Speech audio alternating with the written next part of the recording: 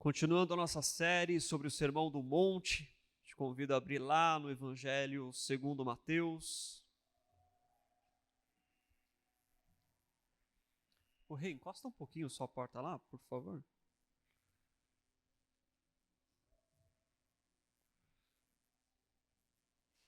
Mateus capítulo 5.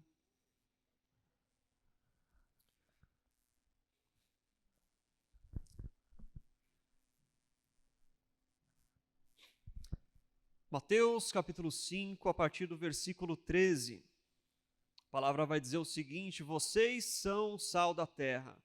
Mas se o sal perder o seu sabor, como restaurá-lo? Não servirá para nada, exceto para ser jogado fora e pisado pelos homens. Vocês são a luz do mundo. Não se pode esconder uma cidade construída sobre um monte. E também ninguém acende uma candeia e a coloca debaixo de uma vasilha. Ao contrário, coloca no lugar apropriado e assim ilumina todos os que estão na casa. Assim brilhe a luz de vocês diante dos homens, para que vejam as suas boas obras e glorifiquem ao Pai de vocês, que está nos céus. Amém. Feche os seus olhos.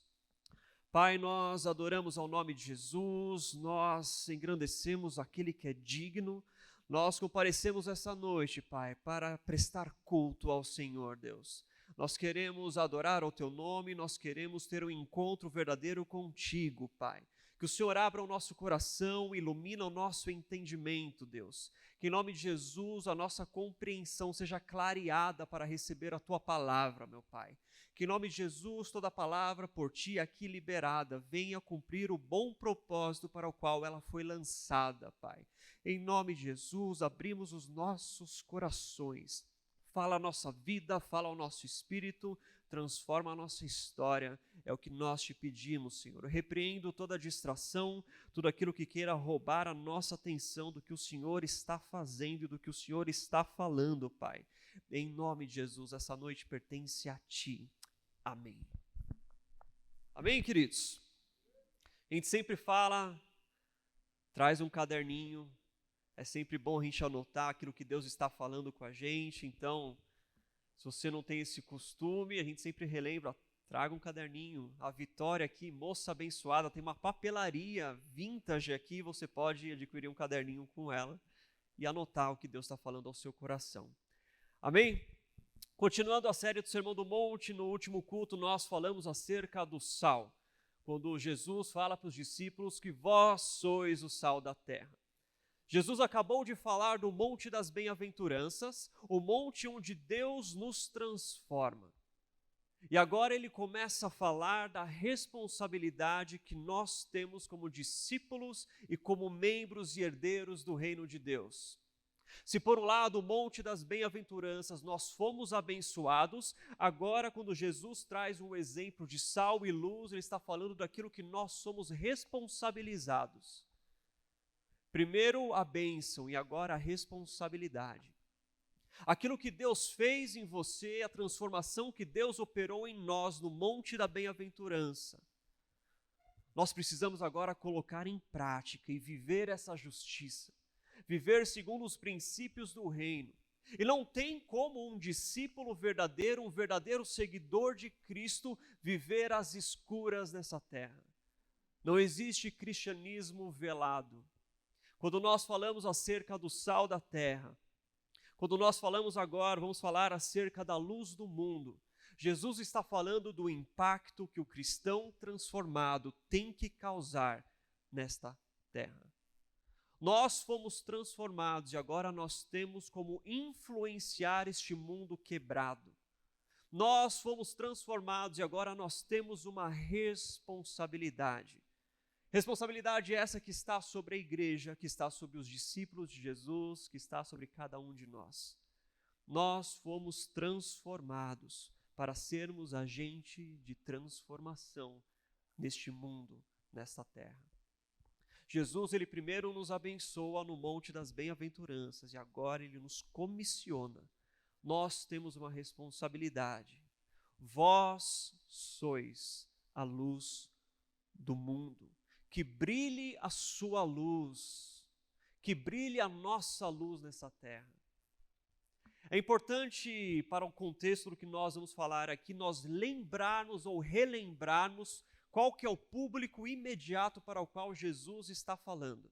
Quando nós começamos a série do Sermão do Monte, nós explicamos um pouco disso, mas eu quero trazer de novo. Jesus está falando para galileus.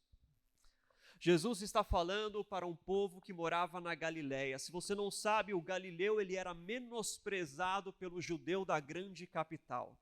Eles eram tidos como os pobres, como aqueles de menor valor. Eles só não eram mais odiados do que os samaritanos, mas eles estavam em segundo na lista.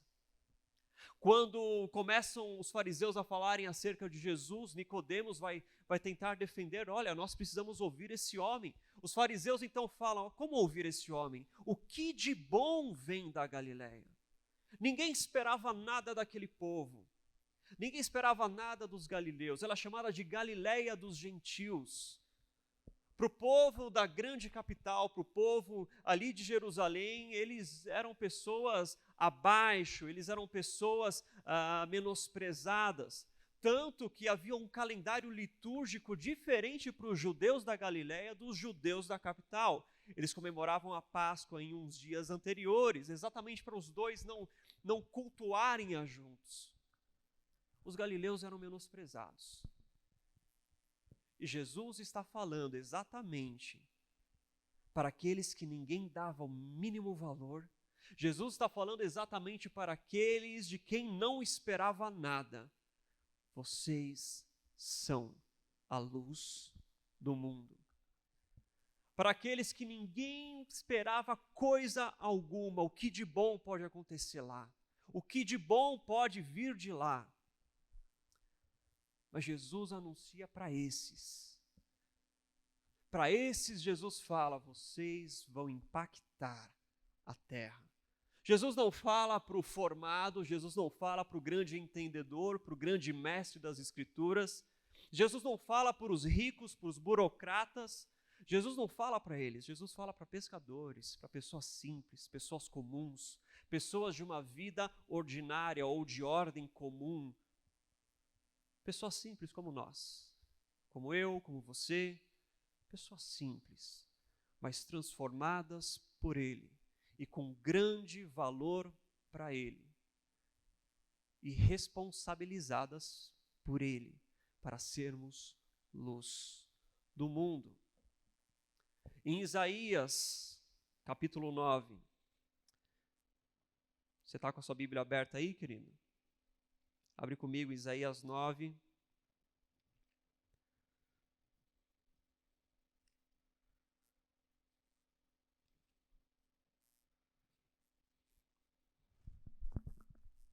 Isaías 9, versículo 1, contudo não haverá mais escuridão para os que estavam aflitos. No passado ele humilhou a terra de Zebulon e de Naphtali, mas no futuro honrará a Galileia dos gentios, o caminho do mar junto ao Jordão. O povo que caminhava em trevas viu uma grande luz. Sobre os que viviam na terra da sombra da morte, raiou uma luz. Deus escolheu a Galileia, o povo que estava em trevas, aquele povo que anteriormente foi humilhado, a terra de Naphtali, de Zebulon. Mas a profecia já dizia, eles verão a luz primeiro. Eles receberão a luz primeiro. Eles serão honrados primeiro. Para esses, Jesus traz essa grande mensagem e responsabilidade. Vocês são o sal da terra, vocês são a luz do mundo. Quando Jesus fala acerca da luz, se nós levarmos primeiramente para o sentido negativo, o sentido negativo é de que o mundo está necessariamente em trevas. A partir do momento que Jesus fala que nós somos a luz que vai brilhar no mundo, então nós já pressupomos uma realidade que a Bíblia apresenta desde o Gênesis por conta do pecado. O mundo está em trevas. Um mundo sem Deus, Um mundo inimigo de Deus, um mundo distante de Deus, é um mundo em escuridão e perdido em escuridão. A vida sem Deus é uma vida em trevas, é uma vida sem sentido. Se nós tirarmos Deus da sociedade, Deus da história, o que resta? O pensamento do ateísmo filosófico é de que a nossa vida nessa terra não tem sentido, não tem propósito, não tem valor. Por quê? Porque a nossa existência simplesmente aconteceu. O mundo surgiu do nada. Nós surgimos do nada. Não há propósito na vida humana. Não há propósito e sentido na vida do homem. Esse é o pensamento daqueles que negam a Deus. É um pensamento extremamente pessimista. No princípio não havia nada e no final também não vai haver nada. A vida da humanidade, a vida do homem nada mais é do que o acaso. Nós somos um acidente da natureza. Esse é o pensamento do ateísmo filosófico, que tira Deus do centro, que nega a existência de Deus. E que pensamento pessimista é esse? Para eles, tudo é trevas. Se nós tirarmos Deus das nossas vidas, se nós tirarmos Deus da história, a vida humana não tem sentido. Nós estamos em tremendas trevas. Em tremendas trevas nós estamos mergulhados. O mundo sem Deus é um mundo de escuridão. O mundo sem Deus é um mundo totalmente perdido e destituído de sentido, de valor e de propósito.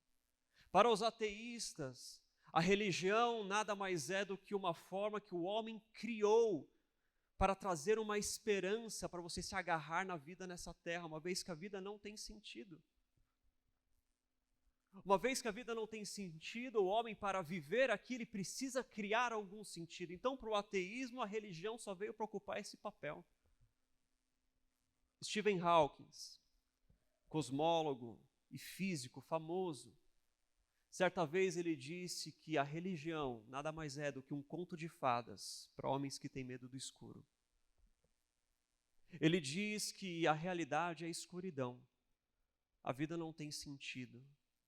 Você não tem um propósito. Você não foi criado. Você é um acidente cósmico do universo. A Terra veio do nada, o universo surgiu do nada. É tremenda escuridão. E ele vai dizer que a religião é um conto de fadas para os homens que têm medo de encarar essa escuridão. Por outro lado, nós vamos ter John Lennox, matemático, acadêmico de Oxford, que em resposta ele vai dizer, na realidade, o ateísmo é que é um conto de fadas para homens que têm medo da luz. O ateísmo é um conto de fadas para homens que querem fugir da luz, para homens que querem negar o seu encontro com a luz, para homens que não querem encarar a realidade de um Deus existente e pré-existente. A realidade é que, sem Deus, tudo é escuridão. Sem Deus, tudo é trevas. Sem Deus, nada tem sentido. Mas o homem, ele precisa de alguma luz. O homem precisa ser preenchido por algo. Ao longo da história, o homem busca encontrar alguma coisa que o preencha. Na Idade Moderna surge o iluminismo. A busca do homem por uma luz, por uma razão. E a filosofia iluminista é de que a razão do homem é o suficiente. Então eles olham para trás no período que a igreja estava no poder e falam, esse era um período de trevas, mas agora nós encontramos luz e a luz está dentro de nós. A razão vai nos levar para a real iluminação que o homem precisa para compreender o sentido de todas as coisas. Contudo, a razão sozinha, ela é insuficiente para explicar de onde viemos e para onde vamos e por que existimos. Paul Tillich, ele vai dizer que a Idade Moderna, ela tinha uma ansiedade pela busca de sentido. Porque o homem é incapaz de viver se não houver um sentido para a sua vida. Nós precisamos preencher algo que está dentro de nós. Eclesiastes já falava, existe algo eterno dentro de nós que só pode ser preenchido por Deus. O homem busca um sentido para a sua vida. A idade moderna, o homem estava procurando um sentido, e ele tentou encontrar na razão, mas é insuficiente. Na idade pós-moderna, que é a nossa geração hoje, as pessoas estão em busca ansiosa pela verdade, não importa de onde ela venha. A nossa geração é uma geração mais propícia a qualquer tipo de espiritualidade. Por isso que nós temos pessoas que domingo está na igreja, na segunda está no centro espírita, na terça ela está indo em outro lugar, na quarta em outro lugar. As pessoas estão em busca de uma espiritualidade para encontrar alguma verdade e alguma iluminação e sentido para a sua vida. Contudo, a real luz que nós precisamos, nós só vamos encontrar em Deus. C.S. Lewis tem uma frase extremamente propícia. Ele diz, olha, eu creio no cristianismo assim como eu creio no sol. Não porque eu posso vê-lo, mas porque por meio dele eu posso enxergar todas as coisas. C.S. Lewis está dizendo que o cristianismo, ele traz a luz que compreende as melhores respostas que o homem anseia. O cristianismo compreende as respostas que vão nos preencher. Porque uma vez que nós temos um buraco da eternidade dentro de nós, nenhuma resposta e nada nesse mundo transitório pode satisfazer o próprio homem. Nós precisamos de algo eterno e nós encontramos em Deus. A vida sem Deus é uma vida em trevas e em tremendas trevas. Mas quando nós encontramos a Deus, nós encontramos luz, significado, propósito. A luz de Deus traz sentido para todas as coisas. Quando nós olhamos para Deus, nós sabemos de onde nós viemos, nós sabemos para onde nós vamos. E nós sabemos o que nós temos que fazer nessa terra. Somente Deus pode responder essas perguntas e somente a luz que Ele transmite pode esclarecer e nos fazer enxergar as respostas que precisamos. Contudo, o homem que quer viver longe do Senhor, ele está em trevas existenciais e em trevas morais. Em trevas existenciais, porque ele acredita que não há nada, nenhum sentido na sua vida, e em trevas morais, porque uma vez que não há sentido na vida, eu sou livre para fazer o que eu bem quero. Dostoiévski vai dizer isso. Se a imortalidade não existe, então tudo é permitido ao homem. Se no final das contas eu não vou estar diante de um julgamento e prestar contas diante de ninguém, então eu sou livre para viver da maneira que eu quiser. Essas são as trevas morais. O homem entregue à sua carnalidade. Mas a palavra vai dizer em João 3, versículo 19, Jesus vai dizer, este é o julgamento, o mundo amou as trevas, porque as suas obras eram más. E uma vez que as suas obras eram más, o homem nas trevas, ele foge da luz, para que a luz não exponha as suas obras. É isso que Jesus está falando. O homem que ama as trevas é o homem que ama o pecado. O homem que ama as trevas é um homem que foge da luz. Porque uma vez que eu me aproximo da luz, a luz revela que eu não posso viver desse jeito. Uma vez que eu me aproximo da luz do Evangelho de Cristo, ele vai confrontar o meu modo de viver. Tem pessoas, queridos, que não querem se aproximar da igreja ou da fé cristã simplesmente porque elas amam o pecado. Tem pessoas que não querem vir para a igreja porque na cabeça delas, eu vou vir para a igreja, eu vou ter que parar de beber, eu vou ter que parar de me prostituir, eu vou ter que parar com tudo isso, mas eu amo tudo isso. Por isso eu não quero me aproximar da luz. Eu já vi vários jovens dizerem isso. Eu não estou pronto para ir para a igreja porque eu ainda estou curtindo. Eu não quero ir para a igreja porque vocês são muito certinhos. O homem amou as trevas. E o homem foge da luz, ele se distancia da luz para que ele não seja confrontado. Jesus vai dizer, quando a luz for colocada no alto, não há nada que está oculto que não seja revelado. O homem pode amar as trevas agora e achar que vai passar, vai ficar tudo bem, mas no dia do juízo, tudo o que estava oculto será revelado e todos nós prestaremos contas daquilo que fizemos no oculto. O homem amou as trevas, mas Jesus veio para nos trazer a luz, para nos apontar a direção, para nos mostrar o caminho, para revelar o próprio Deus. Jesus ele vai usar dois exemplos, o exemplo da cidade. Não se pode esconder uma cidade no alto do monte, e também não se acende uma candeia e coloca embaixo da cama uma vasilha por cima. Duas metáforas Jesus usa. A da cidade é uma clara metáfora ao próprio Jerusalém.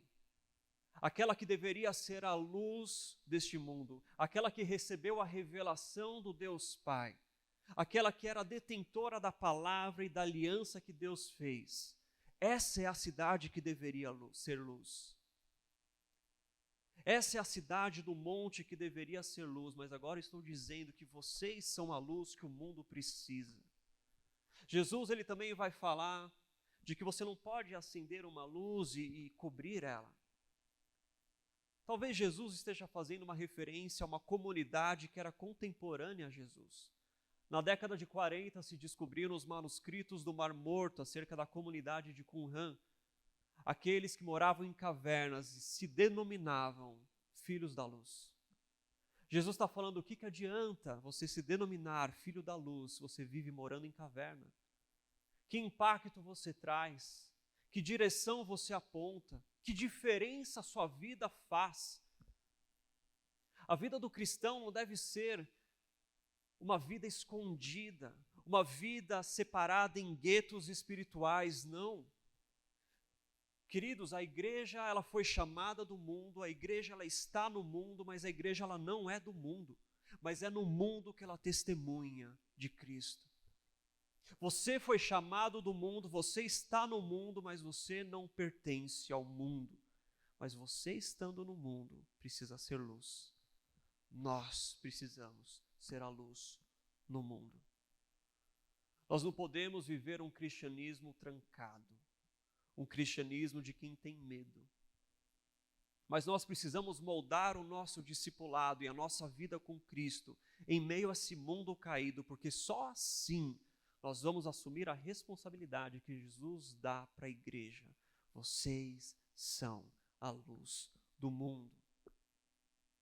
A natureza da luz, ela serve tanto para clarear, para a gente enxergar aquilo que está à nossa volta, como também a luz de um farol, que serve como uma base, que serve como uma orientação, um guia. A luz de um farol faz você perceber que existe algo lá embaixo. Ela te atrai, ela te orienta. Assim deve ser a presença do cristão e da igreja na terra. Ela deve orientar, ela deve apontar, ela deve direcionar, de forma que aquele que está em trevas consiga olhar para a luz e saber para onde ele deve ir. Consiga ser atraído pela luz. Consiga se aproximar dela. A vida do cristão na terra, queridos, ele deve clarear as trevas, ela também deve ser um ponto de referência. A igreja deve ser um ponto de referência, de orientação do que é bom, do que deve ser seguido, do que deve ser amado. A luz para aquele que está preso em trevas é a saída que ele tanto procura, é a direção que ele tanto procura. Para alguém que está preso em um buraco, um pequeno raio de luz é a sua esperança. A igreja, como luz na terra, ela aponta para a real esperança.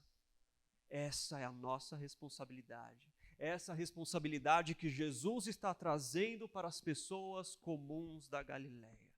Pessoas simples, pessoas consideradas pequenas. Mas essa também é a responsabilidade que Ele traz para nós hoje. No ambiente onde você se encontra, no lugar onde você está, você ser aquele pequeno ponto de luz para o perdido. Você ser o pequeno ponto de luz para o angustiado, o aflito. aquele que está preso em trevas, para que ele saiba para onde ele deve ir, para que ele encontre um ponto onde ele vai achar a esperança que vai preenchê-lo por completo. Essa é a natureza da luz. Contudo, no texto bíblico, a luz também é apresentada por diversas vezes como revelação. Abre comigo em 2 Coríntios, capítulo 4.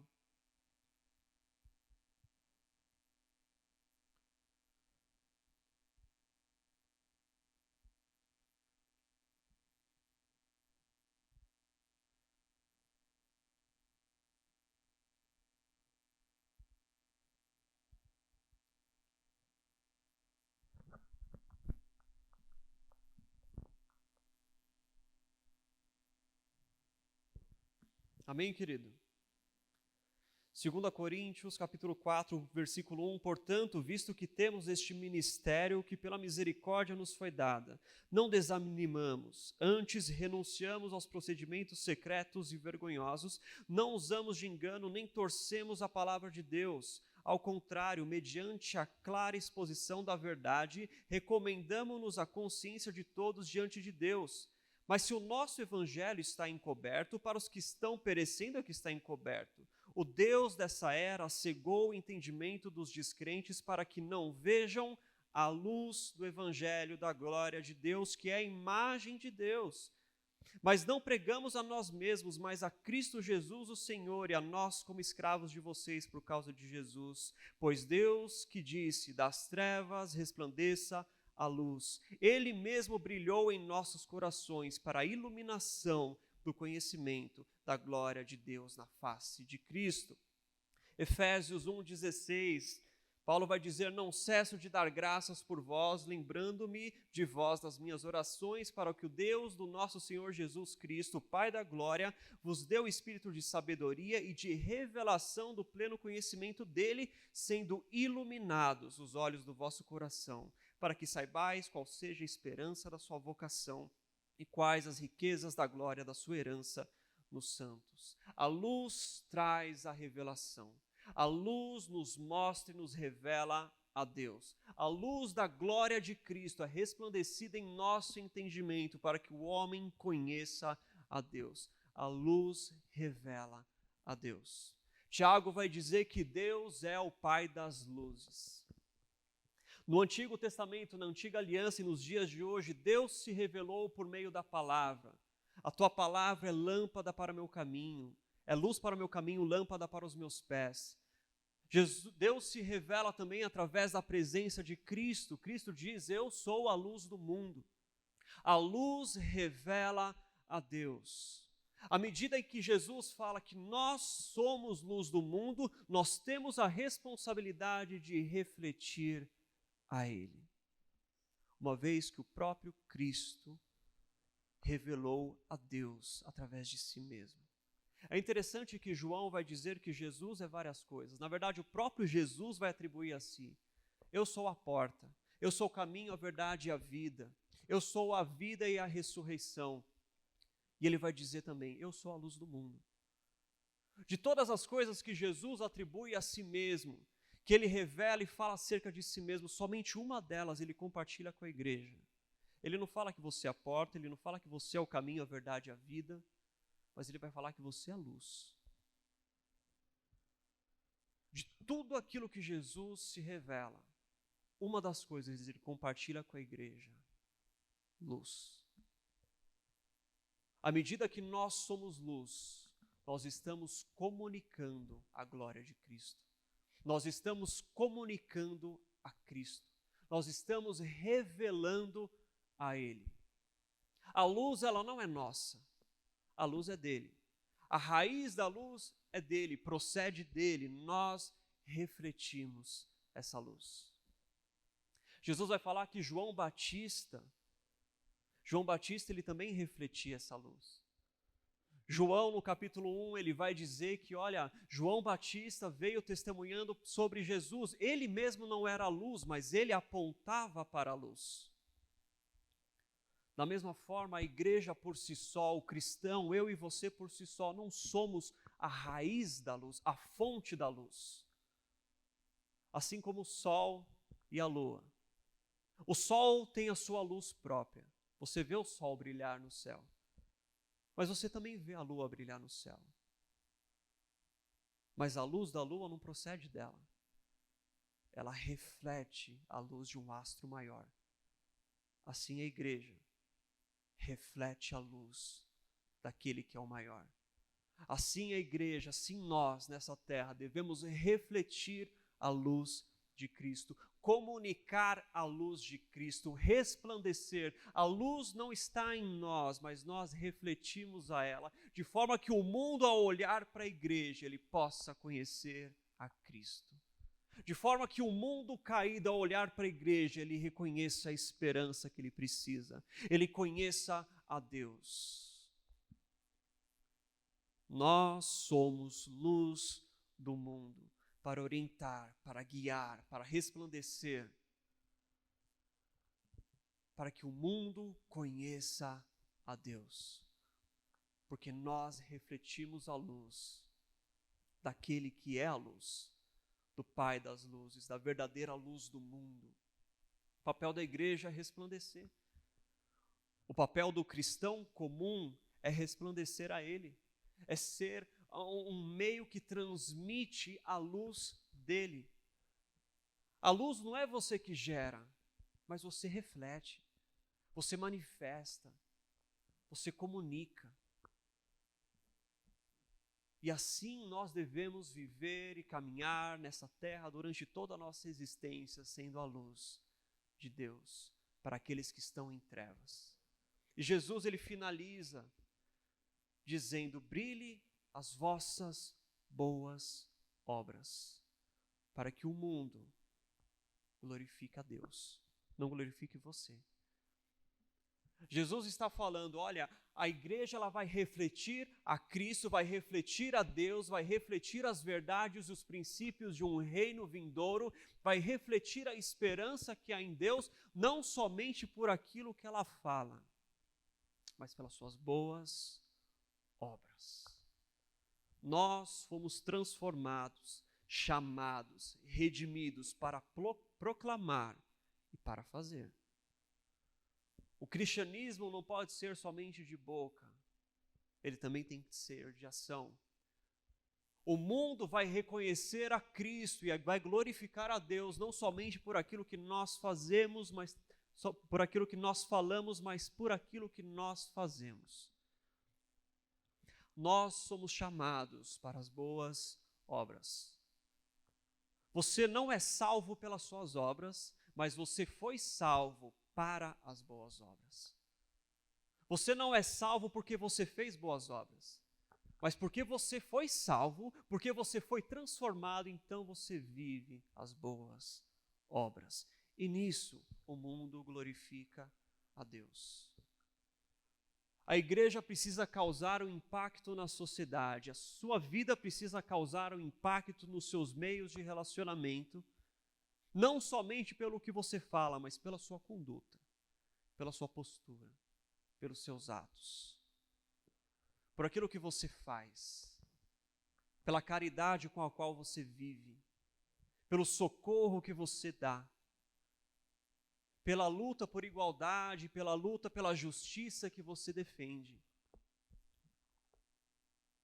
Olha o bom samaritano, alguém que ninguém esperava nada, dos povos ao redor, um dos mais odiados pelos judeus. Mas não foi o religioso que socorreu o ferido. Não foi o levita que socorreu o ferido. Foi um homem comum. Jesus fala, esse aqui é o exemplo que vocês devem seguir. A igreja ela precisa se preocupar com boas obras. Nós precisamos nos preocupar com boas obras. Nós precisamos resplandecer a luz de Cristo e da salvação por meio das boas obras. Por isso que todo o avivamento causa impacto na sociedade. Tem um livro de 1994 chamado Inglaterra, antes e depois de John Wesley. Os metodistas e os quakers foram responsáveis pelo movimento que aboliu a escravatura na Inglaterra. Herança da igreja, resultado de avivamento. O avivamento que John Wesley trouxe, ele resultou em reforma do Código Penal, em reforma do sistema carcerário. O avivamento que os metodistas trouxeram na Inglaterra, ele resultou em sindicatos trabalhistas. Em meio a uma reforma industrial onde o trabalhador trabalhava horas e horas por um salário mínimo, onde ele não havia condições de segurança, condições de trabalho, a expectativa de vida era de 30 anos, crianças trabalhando, ali a igreja resplandeceu. O movimento dos Quakers e metodistas, ele criou os sindicatos trabalhistas para garantir o mínimo de dignidade ao trabalhador, à mulher, acabar com o trabalho infantil. Querido, a escola pública ela é uma herança da reforma protestante. Se você não sabe, as maiores universidades do mundo são heranças da igreja. Hospitais públicos são herança da igreja. A igreja causou impacto na sociedade pelas suas boas obras, por aquilo que ela fez, resultado do avivamento. E nisso o mundo glorifica a Deus. Quando a igreja preza pela dignidade, quando a igreja preza pelo socorro, milhares de orfanatos fundados por cristãos, por igrejas, para cuidar, para auxiliar, para socorrer. Nós somos chamados para boas obras e assim nós iluminamos essa terra em trevas. Não falando mais somente sobre a igreja, a instituição, mas falando agora do cristão. Você é uma luz. Você deve refletir onde quer que você esteja. Você deve refletir a esperança, a glória e a presença de Deus onde quer que você esteja. Você é a luz na sua família. Você é a luz no seu trabalho. Você pode falar, Ramon, a minha família ela está toda em trevas. A minha família está destruída, mas você está lá como um farol, como uma luz que resplandece. Você está lá e o seu testemunho, a sua conduta, as suas boas obras refletem a Deus. Você está lá, mas você está firme, refletindo e manifestando quem Deus é. E isso atrai. As más obras dos cristãos distanciam o mundo da igreja. Quando você vê a fama da igreja, a fama dos cristãos de ladrões, de fanáticos, de adúlteros, isso distancia o mundo da igreja. Mas quando nós praticamos as boas obras e refletimos a Cristo e vivemos em verdade aquilo que nós cremos e proclamamos, isso atrai. Pode não ser hoje que você vai levar a sua família inteira para Deus, mas a sua luz ali está brilhando. A sua luz ali não deixa de brilhar. A forma como você continua a viver serve de testemunho. Você tem que ser luz na sua casa, no seu trabalho, na sua sociedade, no bairro onde você está. Antes da igreja querer mudar o mundo, a gente tem que mudar o bairro. A gente tem que mudar o lugar onde nós estamos. Você é a luz para onde quer que você vá. Você deve refletir a Deus, a esperança e a glória de Deus onde quer que você esteja. E a luz que brilha através de você vai atrair o perdido, vai atrair o cansado, vai atrair o aflito. E esse é o papel da igreja na sociedade, esse é o papel do cristão nessa terra. Esse é o papel que pessoas comuns, galileus, e pessoas comuns aqui, nós, devemos viver e nos responsabilizar. Jesus está trazendo uma responsabilidade para a igreja e nós não podemos correr dela. Nós não podemos fugir dela. O nosso cristianismo tem que ser verdadeiro testemunho da luz de Cristo, da luz de Deus que resplandece em meio às trevas. A sua vida precisa resplandecer a Ele. Não porque a luz é sua, mas porque a luz é dele. E você um dia foi tirado das trevas e agora está em luz. Seja você então a luz para que outros que estão em trevas também encontrem essa esperança, esse resgate. Sejam iluminados e tenham um verdadeiro encontro com Deus. Nós devemos ser luz. Nós devemos devemos resplandecer essa luz. Nós devemos ser aqueles que vão orientar e guiar o perdido à salvação, à redenção, à regeneração, para que um dia ele também se transforme em luz. Esse é o papel do cristão. Esse é o papel da igreja e esse é o papel que Jesus traz para nós, para todos nós. Seja você luz onde quer que você esteja. Seja você alguém que reflete verdadeiramente a Cristo, o caráter de Cristo e a luz dele. Seja você alguém que pratica as boas obras, que não seja só um cristianismo de máscaras, onde você só fala ou só aparenta ser, mas que você viva verdadeiramente aquilo que você professa. Porque para isso você foi transformado, para isso você foi resgatado, para isso nós fomos resgatados e abençoados no monte das bem-aventuranças, para agora nós resplandecermos, para agora nós fazermos valer por aquilo que nós somos transformados. E a minha oração é de que nós verdadeiramente sejamos luz neste mundo. Uma luz que se diferencia das trevas deste mundo, não que se associa a ela, não que se submete a ela, mas que se diferencia. Que nós sejamos luz em nossas famílias, em nossos trabalhos, em nossas faculdades, nos meios onde nós estamos. Que nós assumamos essa responsabilidade que Jesus nos dá e sejamos fiéis no praticar, no exercer, para que o mundo glorifique a Deus por meio de você. Para que o mundo glorifique a Deus por meio da sua vida. E é exatamente neste ponto que a gente encontra o real sentido da nossa existência. Porque o sentido da nossa vida é glorificar a Deus. O mundo em trevas vive destituído de sentido, mas aqueles que foram iluminados encontram um sentido, e o sentido da nossa existência é glorificar a Deus e adorar a Ele por meio de tudo que nós somos e fazemos. É exatamente quando o mundo glorifica a Deus através da sua vida que você encontra o real sentido de você estar nessa terra. Que o mundo possa glorificar a Deus, que a sua família possa glorificar a Deus através da sua vida, que os seus parentes perdidos possam glorificar a Deus através da sua vida, porque você não desistiu deles, porque você continuou sendo a referência para aquela família, você continuou sendo a referência para aqueles amigos perdidos. E que aí sim você encontre o real deleite que o verdadeiro cristão deve ter, de que é ser um meio de Deus ser glorificado. Amém? Fica de pé, queridos.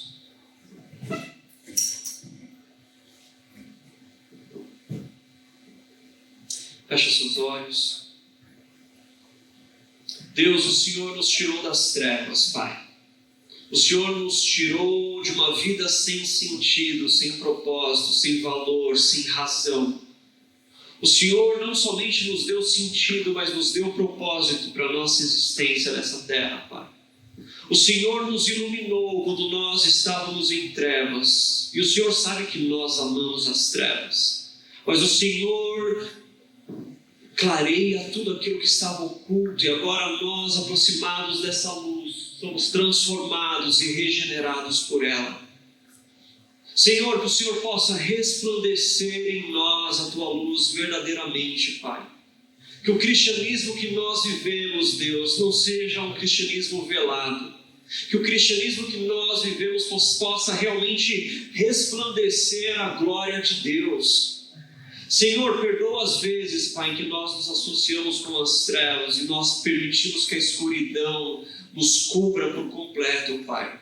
Mas que o Senhor aviva os nossos corações, Senhor, ilumina as nossas vidas, Pai, e a gente possa verdadeiramente permanecer sendo luz em meio à sociedade, em meio às nossas famílias, em meio ao nosso bairro, ao nosso trabalho, em meio aos nossos círculos sociais, Pai. Que nós possamos verdadeiramente, Senhor, assumir a responsabilidade que o Senhor deu à igreja, da igreja resplandecer a luz. O Senhor compartilhou de si com a igreja.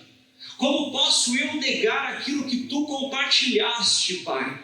Como posso eu esconder aquilo que o Senhor compartilhou conosco? Que nós possamos verdadeiramente resplandecer aquilo que o Senhor deu, aquilo que o Senhor concedeu a nós, Pai, em nome de Jesus, Deus. Em nome de Jesus, que nós possamos ser verdadeira luz para o cansado, para o oprimido, para o aflito, para o ferido, para o rejeitado, Pai, para o preso, para o cativo, para o estrangeiro, para aquele que ninguém dá valor.